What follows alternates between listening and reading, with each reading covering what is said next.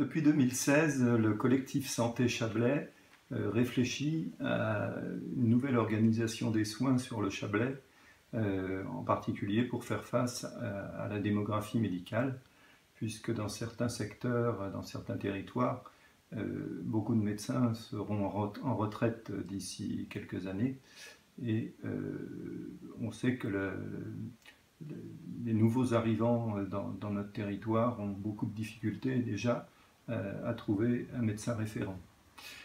Et donc nous avons réfléchi à un projet de centre de santé public sur les différentes vallées et sur les différents territoires du Bas-Chablais, que nous construisons avec Richard Lopez, qui est donc président de la Fabrique des centres de santé, et qui nous aide à construire ces projets. Il y a déjà un projet en route à Bon-Chablais, et nous travaillons aussi ces temps-ci avec la communauté de communes du Pays des Vians pour essayer de créer un centre de santé sur cette zone.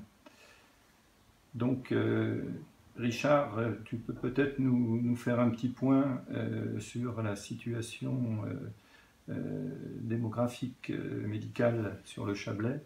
Bonjour, je m'appelle Richard Lopez, je suis médecin généraliste. J'ai exercé la médecine générale pendant 35 ans.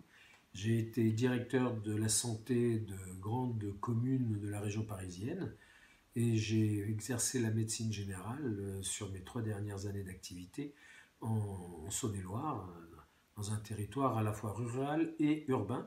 Et j'ai été président de la Fédération nationale des centres de santé, période pendant laquelle j'ai été amené par des sollicitations d'élus locaux à créer un outil pour les accompagner, pour créer une offre de santé de territoire sur le territoire qui soit à la main des élus locaux. Donc c'est la Fédération nationale des centres de santé qui, avec le syndicat des médecins des centres de santé et le syndicat des dentistes de centres de santé, ont créé cette association qui s'appelle la Fabrique des centres de santé.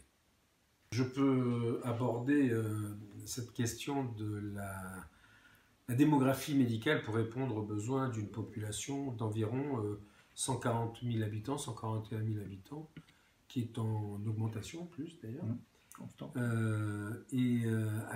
À l'heure actuelle, on a identifié à peu près 104 médecins généralistes qui interviennent sur ce territoire. Mais sur ces 104 médecins généralistes, il y en a 3 qui ont un mode d'exercice particulier, c'est-à-dire qu'ils font ou de l'homéopathie, ou de l'angiologie, ou de l'acupuncture, qui ne sont pas médecins traitants. Et sur les 101 médecins qui restent pour prendre en charge les 141 000 habitants, eh bien 28 ont plus de 60 ans, dont 11 ont plus de 65 ans. Ce qui veut dire que dans les 5 ans qui viennent, si rien ne corrige l'évolution tendancielle dans laquelle nous nous trouvons, il y aura, pour prendre en charge un peu plus de 145 000 habitants d'ici quelques temps, moins de 70 médecins pour ce travail. Ce qui est, là on est dans des situations de un médecin généraliste pour plus de 3000 habitants, ça devient très très compliqué pour faire ce travail. Donc là on a une situation de dégradation qui a déjà commencé. Dans certains territoires c'est encore plus marquant que dans d'autres. Il y a des communes comme la mairie d'Évian, on a vu tout à l'heure que pour à peu près 9000 habitants, eh bien, il ne reste plus que 4 médecins généralistes qui pratiquent de la médecine générale de quotidien.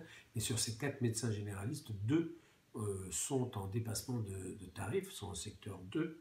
Et donc, l'accès aux soins n'est pas aisé pour tout le monde, puisque le remboursement n'est pas complet pour les patients de ces médecins.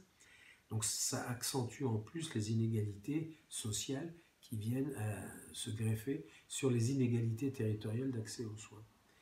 Voilà, donc là, on a vraiment un mélange d'événements qui vont rendre la situation très compliquée pour les habitants, qui d'ailleurs l'est déjà, puisque il y a un peu plus de 17 000 personnes de plus de 17 ans qui n'ont pas de médecin traitant au jour d'aujourd'hui. Ça veut dire que là, on a un déficit, en gros, pour faire face à ces 17 000 habitants, d'une bonne dizaine, d'une douzaine de médecins qui manquent dès à présent sur l'ensemble des communes.